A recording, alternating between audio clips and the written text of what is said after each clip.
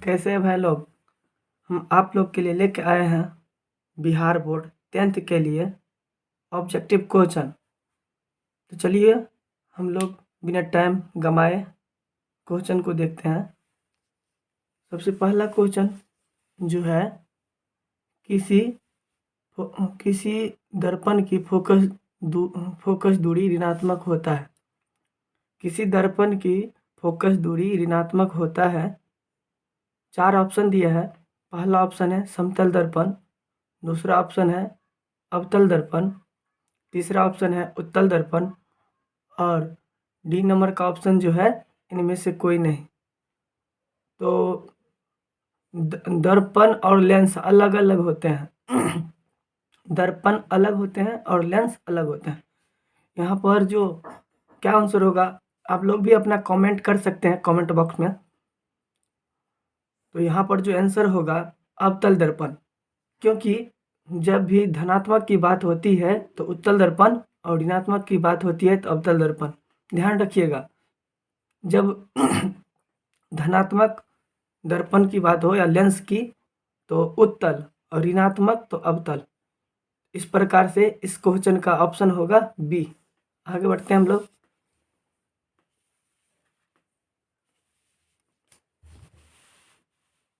यहाँ पर क्वेश्चन दूसरा क्वेश्चन कह रहा है, दर्पण की फोकस दूरी और वक्रता त्रिज्या में संबंध है।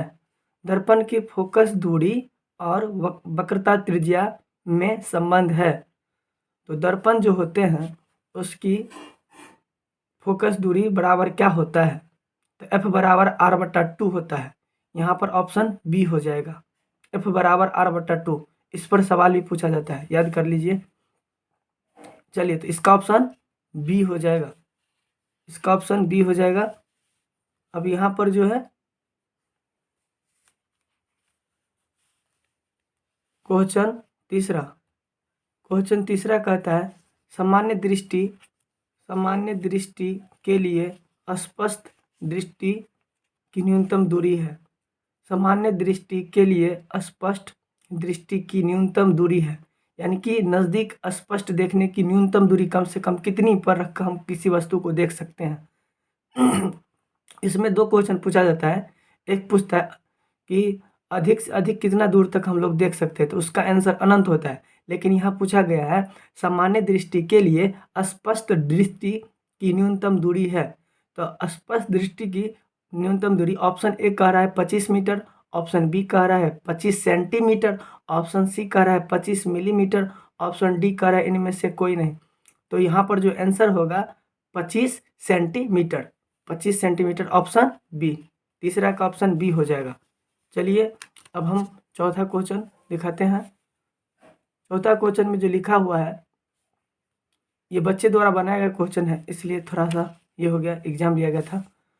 यहाँ पर जो चौथा क्वेश्चन है, श्वेत प्रकाश का कौन सा रंग को वर्ण भी कहा जाता है। तो श्वेत प्रकाश का कौन सा वर्ण या रंग किसी प्रिज्म से गुजरने के पश्चात सबसे कम झुकता है। तो प्रिज्म देखे हैं त्रिभुज के जैसे रहता है, उसी को प्रिज्म कहते हैं।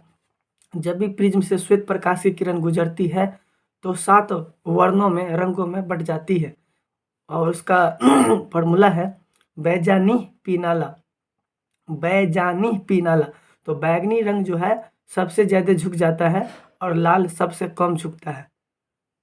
बैगनी रंग सबसे ज़्यादा झुक जाता है, तो यहाँ ऑप्शन हो जाएगा ए, बैगनी। और तरंगधैर्घ्य की बात करें तो सबसे ज़्यादा तरंगधैर्घ्य होता है लाल का और सबसे कम तरंगधैर्घ्य होता है बैगनी का, क्योंकि बैगनी सबसे ज़्यादा झुक जाता है, इसलिए ऑप्शन ए हो जाएगा। सबसे झुकने वाला रंग यहाँ होगा ऑप्शन ए। और याद कर लीजिए बैजानी पीनाला। चलिए, तो यहाँ पर 4 का ऑप्शन ए। आगे बढ़ते हैं हम लोग। यहाँ दिया गया है 5वां क्वेश्चन कह रहा है, मानव के रेटिना द्वारा बनाई गई छवि कैसी होती है। मानव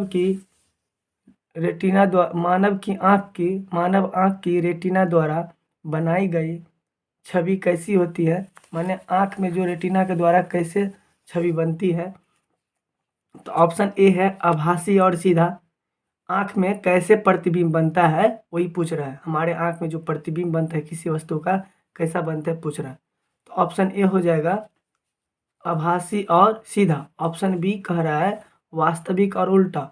ऑप्शन सी कह रहा है आभासी और उल्टा। ऑप्शन डी कह रहा है वास्तविक और सीधा। तो यहाँ जो आंसर होगा वास्तविक और उल्टा, ऑप्शन बी, क्योंकि हमारे आँख में प्रतिबिंब जो बनता है किसी भी वस्तु का उल्टा बनता है और वास्तविक बनता है, इसलिए ऑप्शन बी 5 का हो जाएगा ऑप्शन बी। चलिए अब हम लोग 6 नंबर क्वेश्चन देखते हैं। 6 नंबर क्वेश्चन कहता है आकाश का रंग नीला प्रतीत होता है।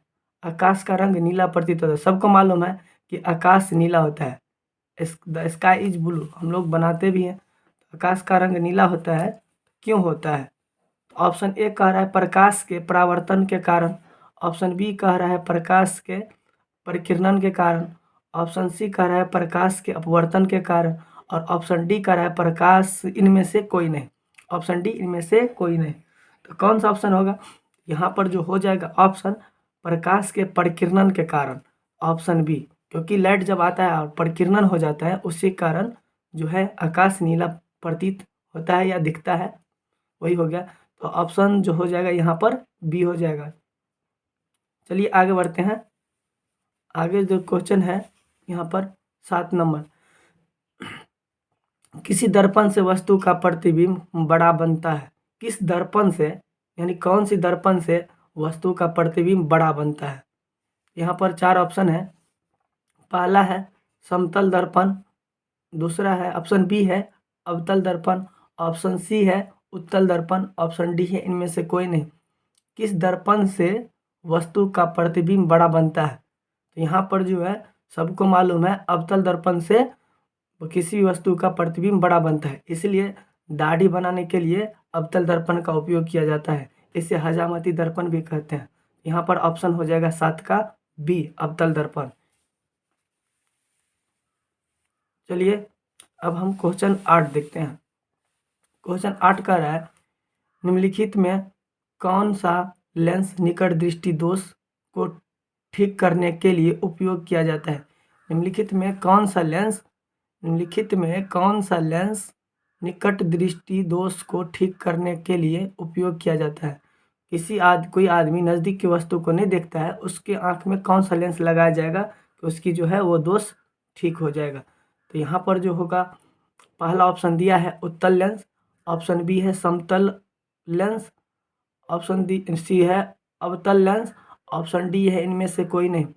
यहाँ पर जो हो जाएगा आंसर अवतल लेंस। निकट दृष्टि को ठीक करना है तो अवतल लेंस लगाइए तब ठीक होता है, और दूर दृष्टि को ठीक करने के लिए उत्तल लेंस। चलिए आगे बढ़ते हैं। Question 9 number. क्वेश्चन 9 नंबर कहता है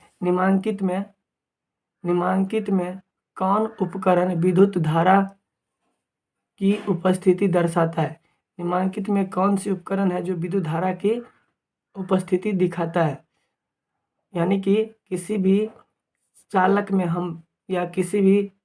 चालक में जब विद्युत धारा प्रवाहित करते हैं तो हमको कैसे पता चलता है विद्युत आया कि नहीं आया, करंट है कि नहीं, कौन सी चीज़ लगाई जाती है? यहाँ पर जो ऑप्शन ए है गैल्वेनोमीटर, ऑप्शन बी है मोटर, ऑप्शन सी है जनरेटर, ऑप्शन डी है वोल्टमीटर। तो देखिए यहाँ पर गैल्वेनोमीटर किसी भी चालक में करंट पास हो रहा है कि नहीं, जा रहा है कि नहीं, करंट आया कि नहीं आया, इसकी उपस्थिति बताने के लिए गैल्वेनोमीटर लगाया जाता है। जी देखा होगा आप लोग भी, जी लिखा रहता है, उसमें कांटा रहता है और कांटा हिलता रहता है, यानी कि बताता है कि यहाँ पर जो है करंट आ रहा है। अब मोटर तो हो गया मोटर, और जनरेटर तो जनित्र, यानी कि जनरेटर सब जानते हैं, इसके ये तो थोड़े ना बताएगा। और डी जो ऑप्शन है वोल्ट मीटर, तो ये वोल्ट मीटर बताता है कि विद्युत धारा में या विद्युत परिपथ में कितना करंट है, कितना वोल्ट का करंट प्रवाहित हो रहा है, तो वो वोल्ट को नापता है। लेकिन जो गैल्वेनोमीटर यह बताता है कि करंट है या नहीं। तो यहाँ पर जो ऑप्शन हो जाएगा ए गैल्वेनोमीटर। चलिए यहाँ पर जो क्वेश्चन है 10 नंबर क्वेश्चन कहता है दाएं हाथ के उंगली के नियम को किसने प्रतिपादित किया? दाएं हाथ के दाएं हाथ के अंगूठे के नियम को किसने प्रतिपादित किया? यहाँ पर ऑप्शन, दो ऑप्शन दिख रहा है। ऑप्शन ए है ऑस्ट्रेड, ऑप्शन बी है फ्लेमिंग, और ऑप्शन जो है सी आपका यहाँ पर है एस्टिन। ऑप्शन सी है एस्टिन, ऑप्शन डी है मैक्सवेल। ऑप्शन सी है एस्टिन, ऑप्शन डी है मैक्सवेल। क्या कौन होगा आंसर? आप लोग भी ढूंढ के बताइए। दाएं हाथ के अंगुष्ठ नियम, दाएं हाथ के अंगुष्ठ नियम को किसने प्रतिपादित किया? क्या होगा ऑप्शन बताइए। यहाँ पर जो है ऑप्शन हो जाएगा फ्लेमिंग। फ्लेमिंग साहब ने ही दाहिने हाथ के नियम दिए थे, और उसी हिसाब से मोटर पंखा जो बनाया गया, जो हम लोग घर में फैन लगाते हैं, उसी के नियम के हिसाब से बनाया गया। तो दाएं हाथ के अंगुष्ठ नियम किसने प्रतिपादित किया? फ्लेमिंग। ऑप्शन बी हो जाएगा यहाँ पर। चलिए आगे बढ़ते हैं। 11 नंबर क्वेश्चन कहता है विभवांतर का ऐसा मात्रक होता है। तो सॉरी, तो विभवांतर का ऐसा मात्रक होता है तो वोल्ट होता है। विभवांतर का ऐसा मात्रक वोल्ट होता है, और इसे समांतर क्रम में जोड़ा जाता है। विभवांतर ऐसा मात्रक वोल्ट मीटर को समांतर क्रम में जोड़ा जाता है। विभवांतर का ऐसा मात्रक होता है वोल्ट। तो यहाँ पर ऑप्शन ए हो जाएगा वोल्ट। और ओम तो हो जाता है प्रतिरोध का, एम्पियर विद्युत धारा का, और कूलम विद्युत चार्ज, विद्युत आवेश का कूलम हो जाता है। इस प्रकार से वोल्ट हो जाएगा यहाँ पर आंसर। विभवांतर का ऐसा मात्रक वोल्ट। चलिए आगे बढ़ते हैं हम लोग। 12 नंबर क्वेश्चन कह रहा है निम्नलिखित में किस संयोजन द्वारा प्रतिरोध का मान बढ़ता है? निम्नलिखित में किस संयोजन द्वारा प्रतिरोध का मान बढ़ता है? तो ऑप्शन ए है, यानी कि किस तरह से हम लोग तार को, वायर को जोड़े कि प्रतिरोध का मान बढ़ता है। कौन तरह से जोड़ने में?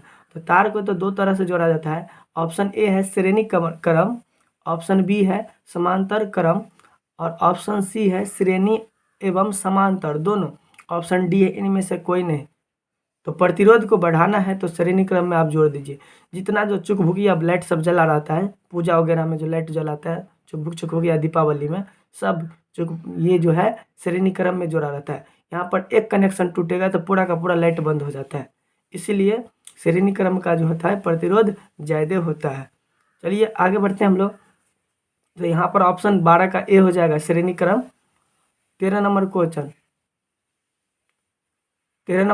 है चुंबकीय आरेख।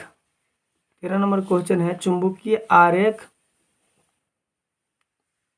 चुंबकीय बल रेखा की प्रकृति होती है। चुंबकीय बल रेखा की प्रकृति होती है। तो हो जाएगा ऑप्शन ए में दिया है काल्पनिक, ऑप्शन बी में दिया है वास्तविक, ऑप्शन सी में वास्तविक एवं काल्पनिक दोनों, ऑप्शन डी में इनमें से कोई नहीं। यहाँ पर जो आंसर हो जाएगा वास्तविक। यहाँ आंसर हो जाएगा वास्तविक। ऑप्शन बी में लगाइएगा, वास्तविक हो जाएगा। चलिए तब तक आप लोग भी कमेंट कर दीजिए।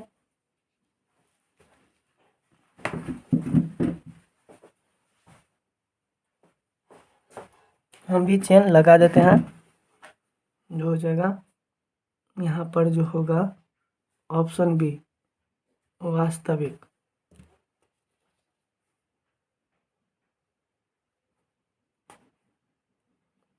और ये जो है गलत है। चलिए आगे बढ़ते हैं। क्वेश्चन 14 नंबर क्वेश्चन कहता है 1 किलोवाट घंटा किसके बराबर होता है? 1 किलोवाट घंटा किसके बराबर होता है? तो ऑप्शन ए है 0.36 गुने 10 के पावर 10 जूल, ऑप्शन बी 1.6 गुने 10 के पावर -19 जूल, ऑप्शन सी है 3.6 गुने 10 के पावर 6 जूल, ऑप्शन डी इनमें से कोई नहीं। यहाँ पर जो हो जाएगा ऑप्शन सी 3.6 गुने 10 के पावर 6 जूल। 1 किलोवाट घंटा किसके बराबर होता है? 3.6 गुने 10 के पावर 6 जूल के बराबर होता है। जो विद्युत हम लोग घर में यूज करते हैं उसी को किलोवाट में बांटा जाता है, मतलब कि नापा जाता है, और उसका संकेत जो होता है वाट होता है। इसीलिए 1 किलोवाट बराबर होता है 3.6 गुने 10 के पावर 6 जूल। 3.6 गुने 10 के पावर 6 जूल। आगे बढ़ते हैं 15 नंबर क्वेश्चन। 15 नंबर क्वेश्चन कहता है नवीकरणीय ऊर्जा का स्रोत क्या है? नवीकरणीय ऊर्जा का स्रोत क्या है? तो नवीकरणीय ऊर्जा का स्रोत होगा, ऑप्शन ए में दिया है नाभिकीय ऊर्जा, ऑप्शन बी में सौर ऊर्जा, ऑप्शन सी में कोयले से प्राप्त ऊर्जा, ऑप्शन डी में प्राकृतिक गैस से प्राप्त ऊर्जा। तो सौर ऊर्जा उसे कहते हैं, या सॉरी, नवीकरणीय ऊर्जा उसे कहते हैं सौर ऊर्जा को। नवीकरणीय माने कभी खत्म ही नहीं होता है। तो सौर ऊर्जा हम सूरज के द्वारा जो भी ऊर्जा लेते हैं और सोलर चलाते हैं, क्या सूरज का प्रकाश खत्म तो नहीं न कर सकते हैं, जितना मन है लीजिए। इसलिए यह नवीकरणीय ऊर्जा कहलाता है, और नया में ये तकनीक आया, इसलिए इसे सौर ऊर्जा कहते हैं। तो नवीकरणीय ऊर्जा का उदाहरण हो जाएगा यहाँ पर सौर ऊर्जा। चलिए आगे बढ़ते हैं, ऑप्शन बी, 15 का ऑप्शन बी हो जाएगा। 16 नंबर क्वेश्चन। सर्दी हो चुका है। 16 नंबर क्वेश्चन कह रहा है कौन सा लेंस अपसारी लेंस भी कहा जाता है? कौन सा लेंस अपसारी लेंस कहा जाता है? ऑप्शन ए में अवतल लेंस, ऑप्शन बी में उत्तल लेंस, ऑप्शन सी में, ऑप्शन सी दिखा रहे हैं यहाँ पर, ऑप्शन सी में दिया है अवतल, 1 मिनट, ऑप्शन सी में जो दिया है अवतल एवं उत्तल लेंस दोनों, ऑप्शन डी में इनमें से कोई नहीं। तो यहाँ पर जो हो जाएगा आंसर अवतल लेंस। कौन सा लेंस अपसारी है? अपसारी लेंस, अवतल लेंस अपसारी होता है, और अभिसारी जो होता है उत्तल लेंस होता है। तो आप लोग ध्यान रखिएगा, जब भी अपसारी की बात करें तो अवतल लेंस में लगाइएगा, और अभिसारी की बात करें तो उत्तल लेंस में लगाइएगा। यहाँ पर जो ऑप्शन हो जाएगा ए, अवतल लेंस। चलिए आगे बढ़ते हैं। दिया गया है क्वेश्चन यहाँ पर, प्रकाश का प्राथमिक वर्ण कौन है? प्रकाश का प्राथमिक वर्ण कौन है? वर्ण माने रंग होता है, माने प्रकाश के प्राथमिक वर्ण क्या है? तो यहाँ पर ऑप्शन ए में दिया है लाल, ऑप्शन बी में दिया है नीला, ऑप्शन सी में दिया है हरा, ऑप्शन डी में उपरोक्त सभी। देखिए यहाँ पर बताने वाले हम कि आप जो टेलीविज़न देखते हैं, टीवी देखते हैं, रंगीन टीवी, उसमें इन तीनों लाइट का उपयोग किया जाता है। तो यह तीनों लाइट जो कहलाता है, सॉरी तीनों कलर जो कहलाता है, रंग जो कहलाता है, उपरोक्त सभी हो जाएगा। प्राथमिक वर्ण कहलाता है। ये तीनों वर्ण क्या कहलाता है? प्राथमिक वर्ण, लाल, नीला, हरा। और रंगीन टीवी में इन्हीं तीनों का उपयोग किया रहता है, लाल, नीला, हरा। तो ये यहाँ पर हो जाएगा ऑप्शन डी, उपरोक्त सभी। चलिए आगे बढ़ते हैं 18 नंबर क्वेश्चन। निम्नलिखित में 18 नंबर क्वेश्चन है निम्नलिखित में से कौन नेत्र का रंगीन भाग है? निम्नलिखित में से कौन नेत्र का रंगीन भाग है? Option A cornea, option B पुतली, पिपुल लिख दिया है पुतली, ऑप्शन सॉरी पिपुली होगा, ऑप्शन बी पिपुल, काला वाला जो भाग होता है बीच में, आँख के बीच में काला वाला भाग, उसी को पूरा बीच में जो सबसे काला रहता है पिपुल, छोटा सा पिपुल कहलाता है। और रेटिना तो जानते हो उस पर प्रतिबिंब बनता है। कॉर्निया तो वही ऑप्शन ए में जो दिया है कॉर्निया, उभरा हुआ भाग, वो कॉर्निया कहलाता है। पिपुल सबसे गाढ़ा काला वाला भाग बीच में जो होता है वो काला कहलाता है, वो पिपुल कहलाता है। यहाँ पर सी जो दिया है रेटिना पर जो है प्रतिबिंब बनता है। ऑप्शन डी में दिया है आइरिस, तो आँख की जो रंग परिवर्तन करता है आइरिस करता है। कौन करता है? आइरिस। यहाँ ऑप्शन हो जाएगा डी, आइरिस जो है आँख की कलर बदलता है। आइरिस होता क्या है? तो पीपुल के जस्ट साइड में जो होता है कलर वाला भाग काला और बीच में रहता है, उसके चारों साइड जो रहता है गोल आकृति, वही आइरिस कहलाता है। और वही जो है इसको पारी तारिका भी कहते हैं हिंदी में, इंग्लिश में आइरिस कहते हैं। और यही जो है आँख की कलर यानी कि रंग बदलने की, रंग वाली भाग होता है, रंग बदलने की काम करता है। तो रंगीन भाग होता है आइरिस। चलिए आगे बढ़ते हैं हम लोग। आइरिस के बाद जो यहाँ पर 19 नंबर क्वेश्चन दे रहा है, 19 नंबर क्वेश्चन कह रहा है 1 HP बराबर है, 1 HP बराबर है, 1 HP बराबर क्या है? तो ध्यान दीजिए क्या होगा N1 HP बराबर, ऑप्शन ए में दिया है 746 वाट, 746 वाट, ऑप्शन बी में है 760 वाट, ऑप्शन सी में है 780 वाट, ऑप्शन डी में है 550 वाट। तो यहाँ पर जो हो जाएगा 746 वाट। आप लोग भी देखे हैं मोटर सब खरीदने के लिए जाते हैं तो मोटर के जो पीछे में पंखा जहाँ लगा रहता है पीछे, वहाँ पर लिखा रहता है कितने वाट का आपका मोटर है, तो 746 वाट मिल जाएगा। 1 या HP लिखा रहता है, 1 HP भी लिखा रहता है, तो वहाँ पर हो जाता है 1 HP बराबर 746 वाट। चलिए आगे बढ़ते हैं हम लोग।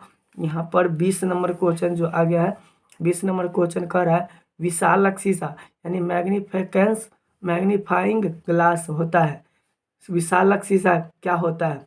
ऑप्शन ए में है अवतल लेंस, ऑप्शन बी में है उत्तल लेंस, ऑप्शन सी में है अवतल लेंस और अवतल दर्पण, अवतल दर्पण, और ऑप्शन डी में जो है उत्तल दर्पण।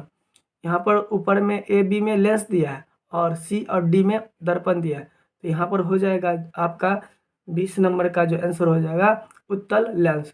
20 नंबर का आंसर हो जाएगा उत्तल लेंस, ये आंसर हो जाएगा उत्तल लेंस। विशालक शीशा जो होता है उत्तल लेंस होता है। चलिए आगे बढ़ते हैं। 21 नंबर क्वेश्चन, 21 नंबर क्वेश्चन कहता है जब किसी चालक तार से विद्युत धारा प्रवाहित होती है तो गतिशील कण है। जब किसी चालक तार से विद्युत धारा प्रवाहित होती है तो गतिशील कण है, यानी कि तार में जो विद्युत धारा प्रवाहित होता है तो कौन सा कण दौड़ता है? ऑप्शन ए में है परमाणु, ऑप्शन बी में आयन, ऑप्शन सी में प्रोटॉन, ऑप्शन डी में इलेक्ट्रॉन। सबको मालूम है इलेक्ट्रॉन ही तार में दौड़ता है, क्योंकि जो संयोजक जब पढ़ाया जाता है बॉन्ड बनाना, तो वहाँ पर जो इलेक्ट्रॉन फ्री रहता है वही जो है तार में दौड़ता रहता है, तो यहाँ पर हो जाएगा इलेक्ट्रॉन, और यही बिजली एक जगह से दूसरी जगह पहुँचाता है। इसीलिए 21 का ऑप्शन हो जाएगा डी, इलेक्ट्रॉन तार में विद्युत धारा प्रवाहित करते, गतिशील कण होते हैं। चलिए आगे बढ़ते हैं हम लोग। 22 नंबर क्वेश्चन, 22 नंबर क्वेश्चन जो दिया है एम्पियर घंटा मात्रक है, एम्पियर घंटा मात्रक है। एम्पियर घंटा किसका मात्रक है? यहाँ पर देखेंगे एम्पियर घंटा जो मात्रक है, ऑप्शन ए में दिया है शक्ति का, ऑप्शन बी में आवेश का, ऑप्शन सी में वाट का, और ऑप्शन डी में है आयन का। तो यहाँ हो जाएगा आंसर एम्पियर घंटा मात्रक है। एम्पियर आवेश एम्पियर जो हो जाएगा आपका आवेश का हो जाएगा। एम्पियर घंटा मात्रक है आवेश का। आवेश माने चार्ज, इंग्लिश में चार्ज कहते हैं आवेश को, तो यहाँ पर जो हो जाएगा चार्ज का मात्रक हो जाएगा। क्वेश्चन है 23 नंबर, 23 नंबर जो क्वेश्चन कहता है, चलिए 23 नंबर क्वेश्चन देखते हैं। निम्नलिखित में कौन सा मात्रक वाट के बराबर है? निम्नलिखित में कौन सा मात्रक वाट के बराबर है? ऑप्शन ए में है जूल पर सेकेंड, ऑप्शन बी में joule into second, option C में सेकेंड पर जूल, ऑप्शन डी में इनमें से कोई नहीं। तो यहाँ हो जाएगा आंसर जूल पर सेकेंड, आंसर हो जाएगा जूल पर सेकेंड, ऑप्शन ए। निम्नलिखित में कौन सा मात्रक वाट के बराबर है?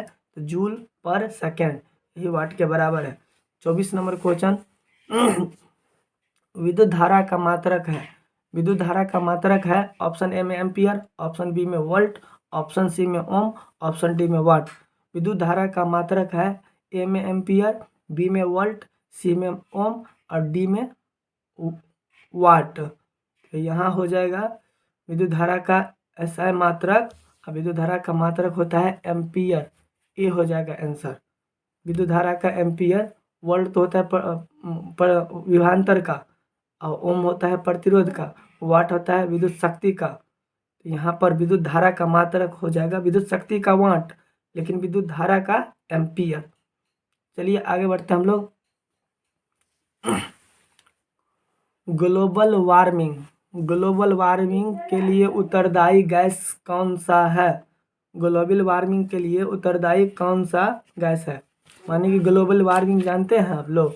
ग्लोबल वार्मिंग का मतलब होता है कि ग्लोब माने पूरा दुनिया है ना, वार्मिंग माने होता है जो बर्फ का पिघलना, यानी दुनिया में जो है, दुनिया तो 4 माने कि गोल है, उसमें 3 भाग में जल है, 1 भाग में पृथ्वी है।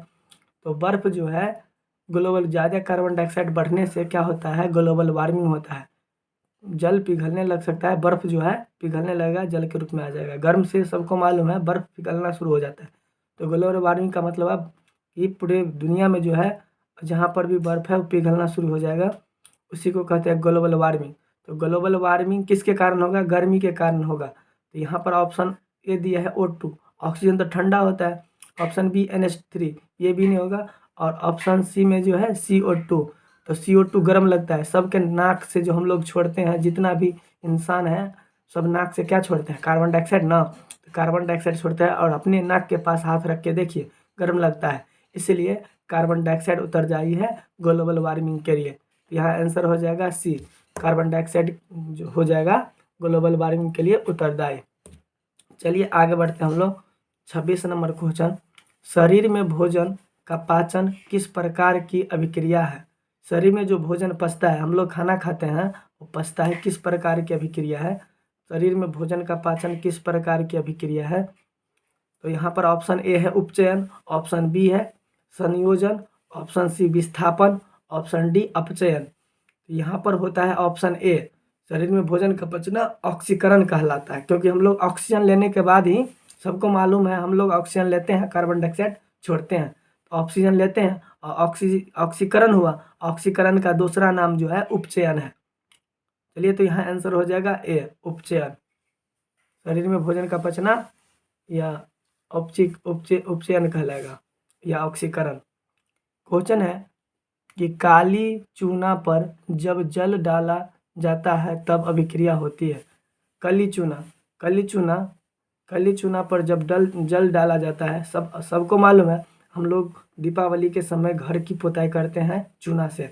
जब उसमें पानी देते हैं तो बहुत ज़ोर से उबलने लगता है और बुलबुला छोड़ता रहता है और गर्म भी हो जाता है।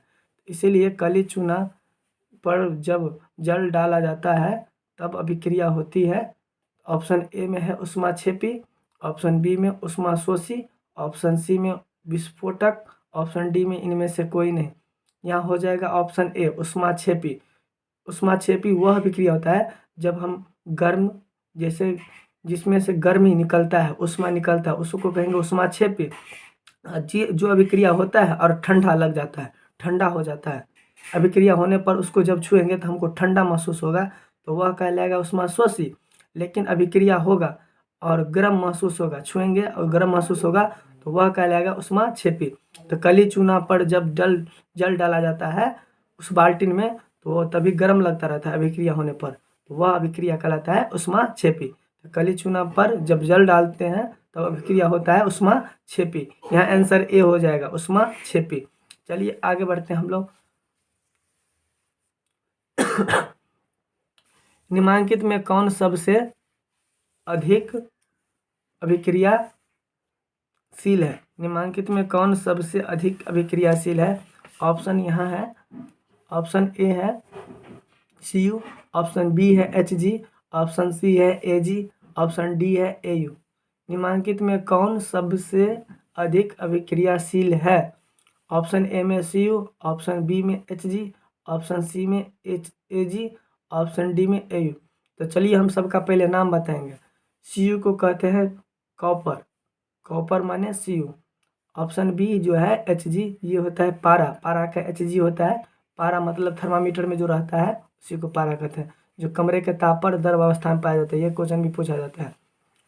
और जो है Ag, ये चांदी है, सिल्वर, इसको Ag कहते हैं। उसके बाद है डी ऑप्शन Au, Au को सोना कहा जाता है। तो यहाँ पर दिया निम्नलिखित में कौन सबसे अधिक अभिक्रियाशील है।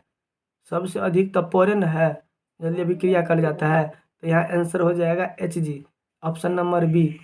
चलिए आगे, ये सब अभिक्रिया जल्दी करेगा। ये जो है Au तो माने कि अम्लराज से अभिक्रिया करता है, उधर उधर से सुनबो नहीं करता है। तो यहाँ पर आंसर हो जाएगा बी, Hg, ये सबसे अधिक अभिक्रियाशील है, जल्दी अभिक्रिया कर लेता है। चलिए अब जो दिया है, सॉरी थोड़ा आगे हो गया। 30 नंबर क्वेश्चन है, कोई विलयन लाल लिटमस को नीला कर देता है, उसका पीएच मान होगा। यानी कि जो लिटमस है और कोई विलियन, विलियन का मतलब होता है जैसे कोई गिलास में हम लोग पानी घोरे हैं ना और चीनी डाल दिए हैं तो विलियन कहलाता है। समझ गया? विलियन का मतलब होता है, मान लीजिए गिलास है, उसमें पानी है और चीनी नमक वो सब डाल दिए तो बन गया विलियन, और जो उसमें घुल गया विलायक। समझ गए? नहीं सॉरी, ये विलय कहलाएगा, अब पानी कहलाएगा विलायक। तो यहाँ पर जो है कोई विलियन यानी वो वाला पानी या कोई चीज़ ऐसा जो द्रव हो, तो कोई विलियन लाल लिटमस को नीला कर देता है, उसका पीएच मान होगा। लाल लिटमस को कौन नीला कर देता है? अम्ल करता है। 3 प्रकार से होता है। 7 से कम वाला होता है अम्लीय, 7 से ऊपर होता है क्षारीय या भस्मीय, और 7 होता है उदासीन। तो 7 से कम वाला इसमें कौन ऑप्शन है? देखिए आप ही, यहाँ पर ऑप्शन सी हमको नज़र आ रहा है। आप लोग को शायद आता होगा, हमारा आँख तो ठीक ठाक है। यहाँ पर हमको नज़र आता है ऑप्शन सी। तो 7 से कम है ना ऑप्शन सी, 5। तो 5 जो कम है तो अम्लीय हुआ। तो अम्ल क्या करता है? किसी भी लिटमस को जो विलियन पर जब डाला जाता है, लाल लिटमस को नीला कर देता है, उसका पीएच मान होगा। लाल लिटमस को नीला पीएच मान होगा। यहाँ पर ऑप्शन, कोई विलियन नीले लिटमस को लाल कर देता है, लाल में अम्लीय है जब नीला कर देता है। हाँ, यहाँ पर ऑप्शन सी होगा। चलिए ऑप्शन सी में लगा दीजिए। तो आगे बढ़ते हैं। लाल लिटमस को नीला कर, उसका पीएच मान होगा 7 से कम। तो रुक जाइए 1 मिनट, जो है इसका ऑप्शन हो सकता है मेरे हिसाब से कोई विलियन लाल लिटमस को नीला कर देता है, उसका पीएच मान होगा सी। बिल्कुल सही है। आगे बढ़ते हैं हम लोग। तो 30 का हो गया सी। 7 को कहते हैं उदासीन, 7 से कम को अम्लीय और 7 से अधिक को क्षारीय पीएच मान पर स्केल पर। क्वेश्चन यहाँ पर 31 उपस्थित हो गया है।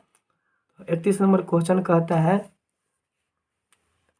एल्काइन में कार्बन कार्बन के बीच कितने संयोजक बंधन होते हैं?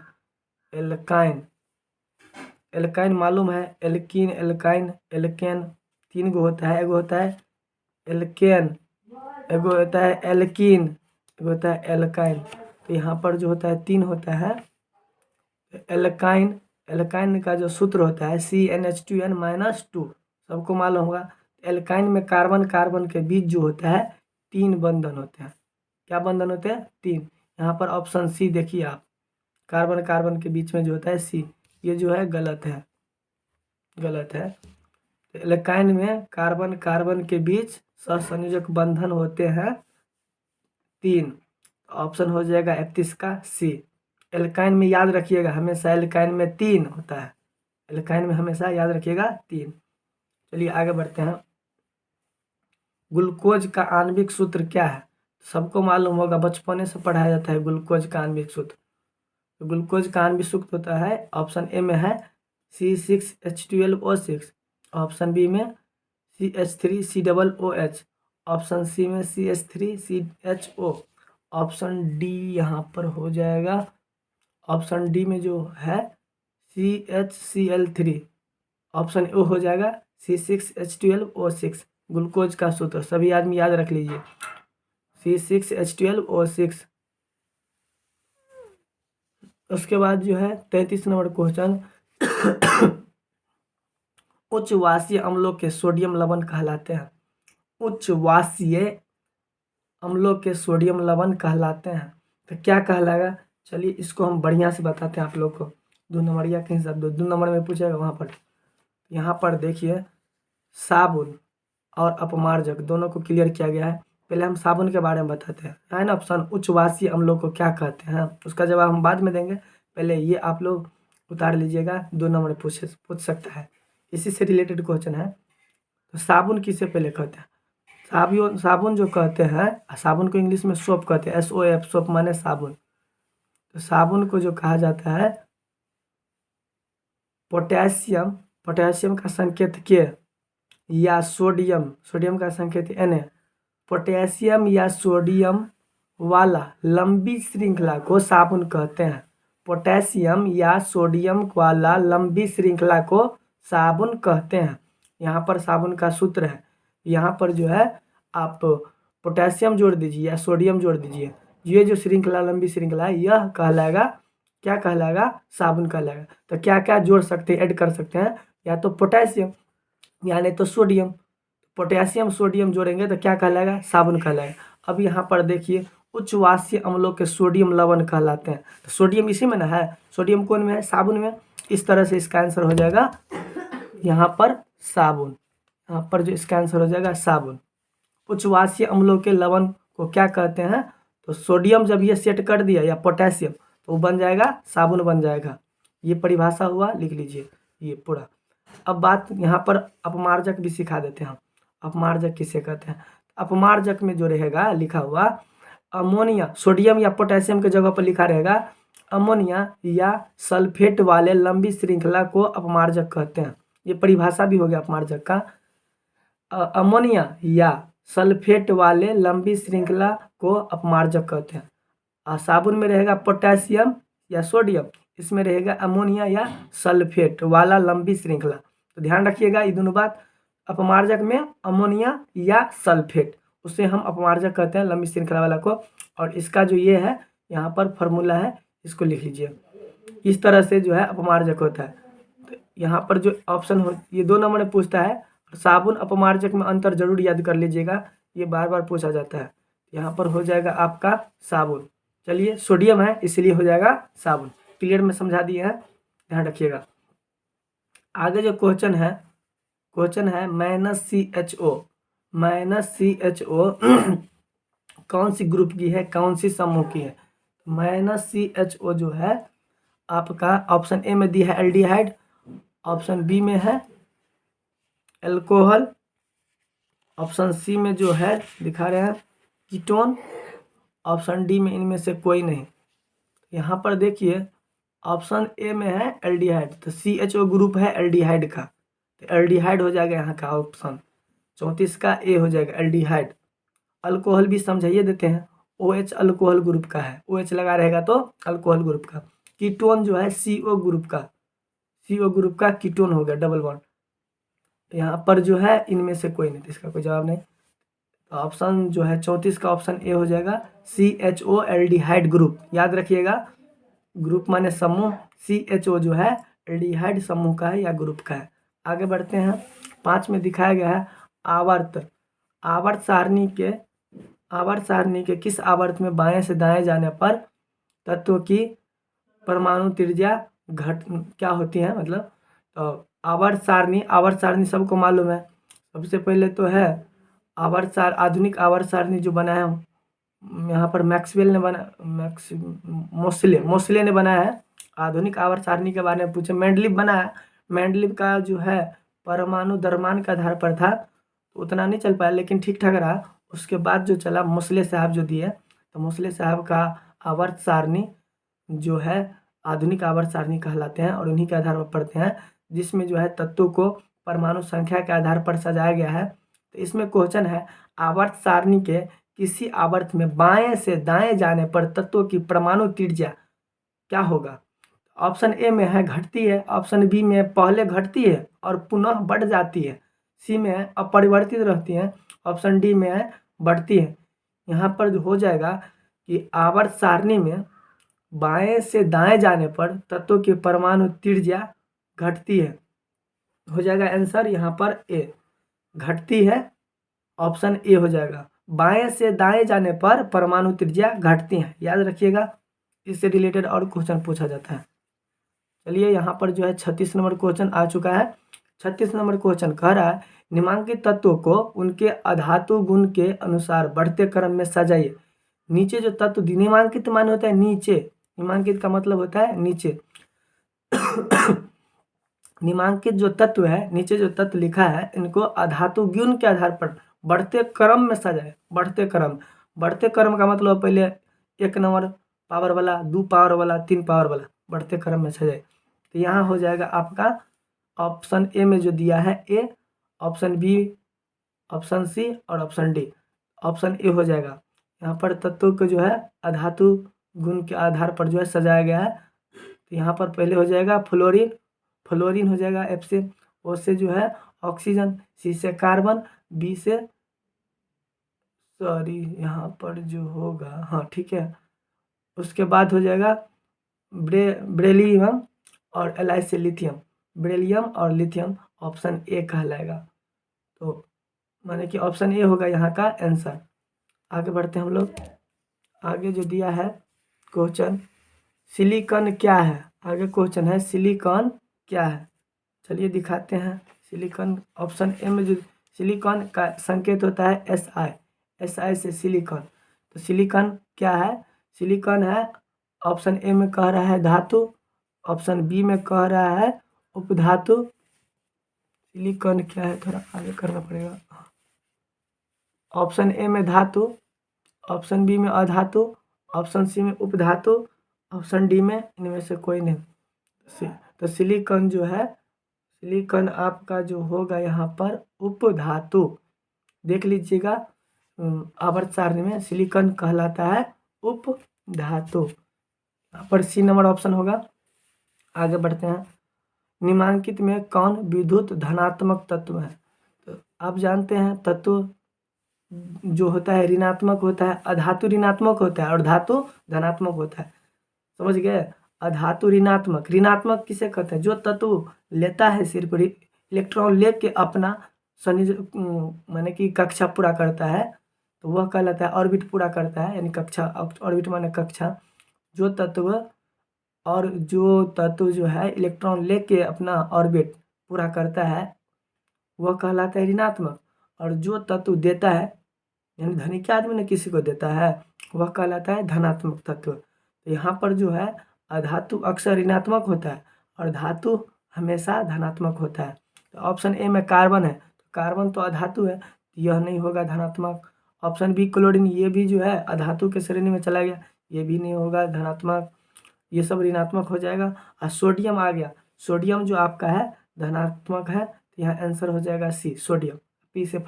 पी से हो जाता है आपका फास्फोरस, ये भी अधातु है। चलिए तो यहाँ पर सोडियम आंसर होगा 38 का सोडियम धनात्मक। याद रखिएगा धनात्मक की जब भी बात करें तो धातु होगा, सोडियम धातु है और इसे किरोसिन तेल में डुबा कर रखा जाता है। ये क्वेश्चन भी पूछता है। क्वेश्चन है टिहरी बांध का निर्माण किस राज्य में किया गया। टिहरी बांध का निर्माण किस राज्य में किया गया। ऑप्शन बी हो जाएगा उत्तराखंड। उत्तराखंड में जो है टिहरी बांध का निर्माण किया गया था, उत्तराखंड राज्य में। चलिए आगे बढ़ते हैं हम लोग। यहाँ पर क्वेश्चन है निम्नलिखित में क्वेश्चन है निम्नलिखित में किस धातु को किरोसिन तेल में डुबा के रखा जाता है। अब ये सिखाए थे आप लोग को। निम्नलिखित में किस जो है धातु को किरोसिन तेल में डुबा कर रखा जाता है। तो यहाँ पर ऑप्शन है, दिखा रहे हैं ऑप्शन। ऑप्शन ए में है मैग्नीशियम, ऑप्शन बी में है सोडियम, ऑप्शन सी में है पारा, ऑप्शन डी में है टंगस्टन। अब ये नहीं सिखाया सोडियम Na, सोडियम जो है इसको किरोसिन तेल में डुबा कर रखा जाता है। ऑप्शन हो जाएगा यहाँ पर बी, इसको किरोसिन तेल में डुबा कर रखा जाता है। चलिए आगे चलते हम लोग। अपमार्जक से बनाए जाते हैं। अपमार्जक से ऑप्शन ए में सर्फ एक्सल, ऑप्शन बी में शैम्पू, ऑप्शन सी में इजी सर्फ, ऑप्शन डी में उपयुक्त सभी। तो उपरोक्त सभी हो जाएगा। चलो सही है। आगे बढ़े हम लोग।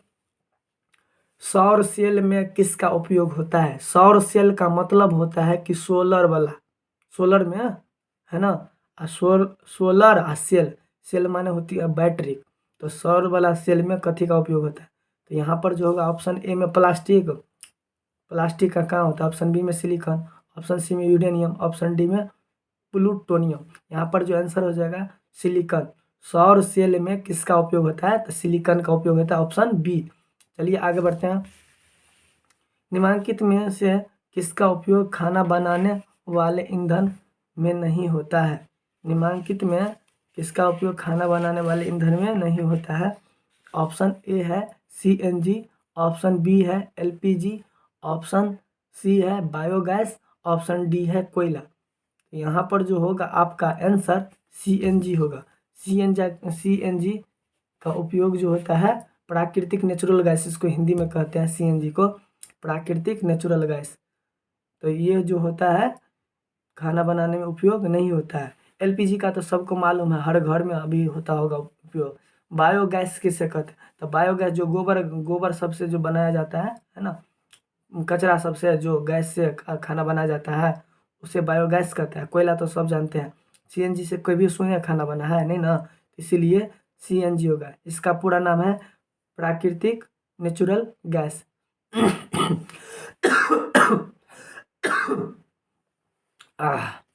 चलिए यहाँ पर जो है 44 नंबर क्वेश्चन आ गया।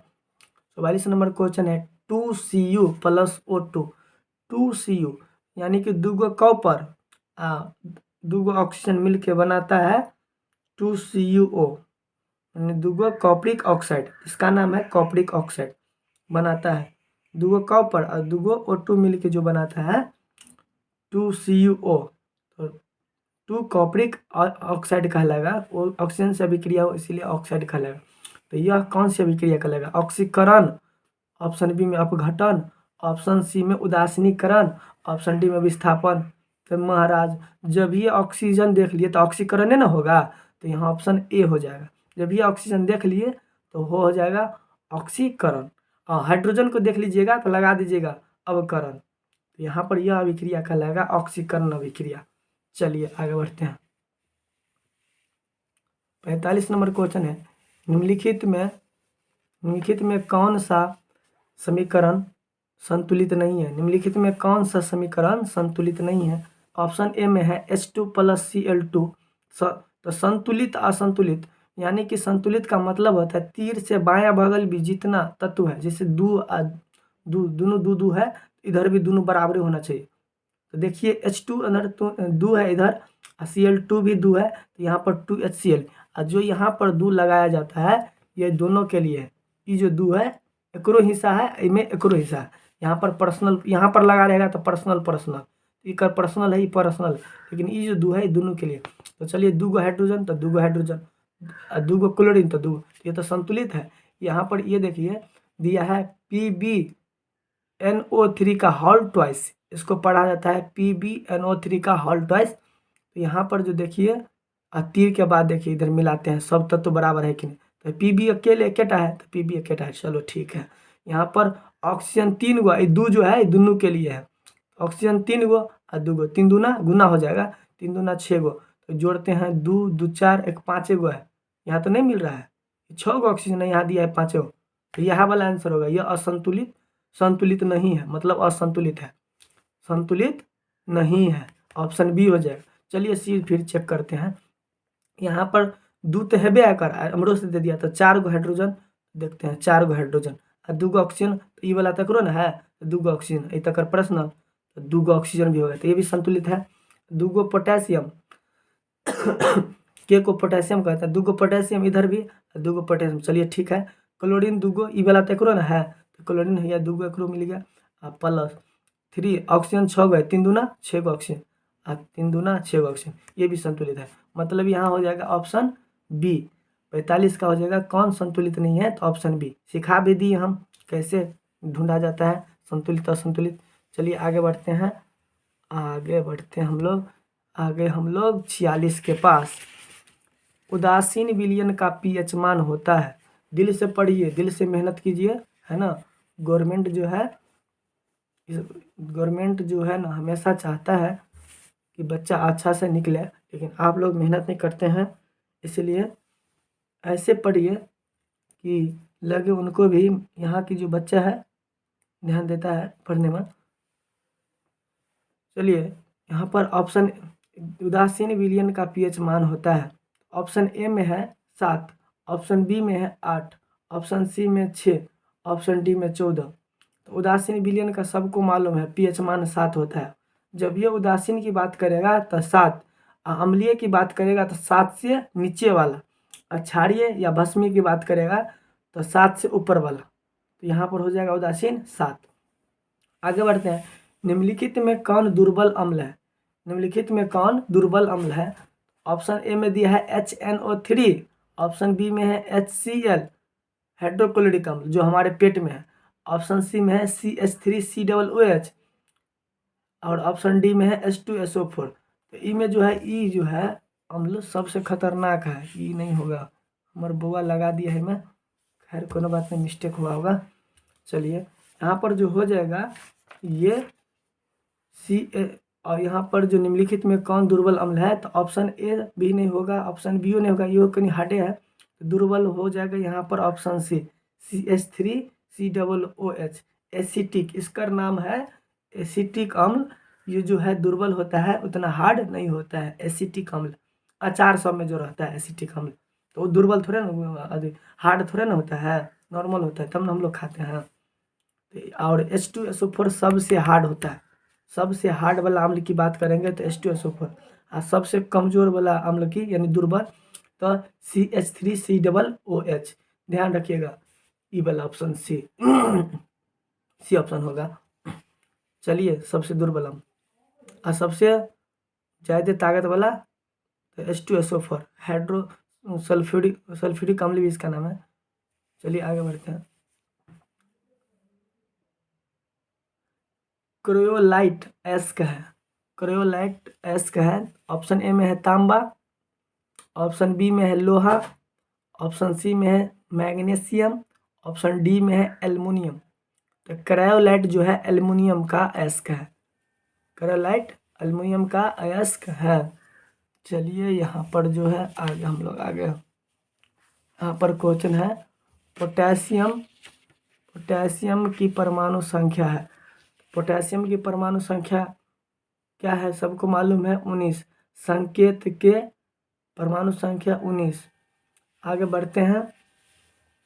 फॉर्मिक अम्ल का IUPAC नाम है, फॉर्मिक अम्ल का IUPAC नाम है, फॉर्मिक अम्ल का IUPAC नाम है मेथेनोइक अम्ल। ऑप्शन ए हो जाएगा, फॉर्मिक अम्ल का IUPAC नाम है मेथेनोइक अम्ल। चलिए आगे बढ़ते हैं। दिया है 51 नंबर को, अरे हाँ हम लोग 51 नंबर आ गया, लास्ट क्वेश्चन है, इसके बाद नहीं बताएंगे हम। तो दिया है ऑप्शन 51 नंबर में कह रहा है इथाइल अल्कोहल का अणुसूत्र है, इथाइल अल्कोहल का अणुसूत्र है। तो हम आपको बताइए देते हैं पूरा, 3 गो होता है, तब वो कर जवाब देंगे। पहले इधर देख लीजिए, 3 गो होता है। एक होता है एल्केन, एक होता है एल्कीन, एक होता है एल्काइन। समझ गए, एल्कीन होता है, एगो एल्केन है, ऑप्शन ए में एक एल्केन है, बी में एल्कीन है और सी में एल्काइन है, 3 गो है मतलब। एल्केन का जब फार्मूला होता है CnH2n+2, कभी कभी फार्मूले पूछ देता है, तो एल्केन का फार्मूला आप लिख लीजिए CnH2n+2। एल्कीन का फार्मूला कीन, एल्कीन तो CnH2n, और एल्काइन CnH2n-2 ये हो जाता है। यहाँ पर क्वेश्चन है, इसको कैसे सेट किया जाता है, जैसे कि ये जो है N है ना, तो देख लेंगे क्या गो हाइड्रोजन माने कि क्या गो कार्बन है, बॉन्ड क्या गो है, वो यहाँ पर रखेंगे, सब कार्बन का मान ऑटोमेटिक बन जाएगा, कौन ग्रुप का होगा नहीं होगा। चलिए जैसे कि यहाँ पर है इथाइल अल्कोहल का अणुसूत्र है, इथाइल अल्कोहल का अणुसूत्र कौन में सेट करता है, सेट करना पड़ेगा। तो यहाँ पर दिख रहा है जो है CnH2n-2 इथाइल एल्काइन, ई वाला मैच कर रहा है, एल्काइल वाला मैच कर रहा है ना, एल्काइल, एल्काइन और इथाइल। खैर देखते हैं हम सेट करके। पहला में है CH3OH, एक कार्बन है तो CnH, तो पहला नहीं होगा, दिखा भी देते हैं, देखिए एगो कार्बन है ना, तो एगो हुआ, H जो है यहाँ पर देखिए, एक ऑप्शन ए में एगो कार्बन है तो एगो हुआ, और हाइड्रोजन जो है यहाँ पर 3 गो है, तो CnH2n ये तो नहीं होगा। उसके बाद ये नहीं, यहाँ पर सीधा आप लगा दीजिए, यानी कि ऑप्शन डी हो जाएगा, 51 का ऑप्शन डी हो जाएगा। ये जो है इथाइल अल्कोहल नहीं है, सॉरी इथाइल अल्कोहल का अणुसूत्र है। और ये तीनों लिख लीजिए, ये तीनों लिख लीजिए फार्मूला। चलिए आज का क्लास हम यहीं पर एंड करते हैं। आगे फिर लाएंगे साइंस का, बहुत बाकी है, उसके बाद आर्ट का लाएंगे, हर वीडियो लाएंगे। यदि मेरा ये वीडियो अच्छा लगे आपको और आपको इससे 1% फ़ायदा हुआ है तो मेरे इस चैनल को सब्सक्राइब, लाइक एंड शेयर कर दीजिएगा। और हम बिहार बोर्ड का A to Z VVI question very important अध्ययन करके लाएंगे, है ना, एक पर एक क्वेश्चन लाएंगे। चलिए आज का क्लास खत्म।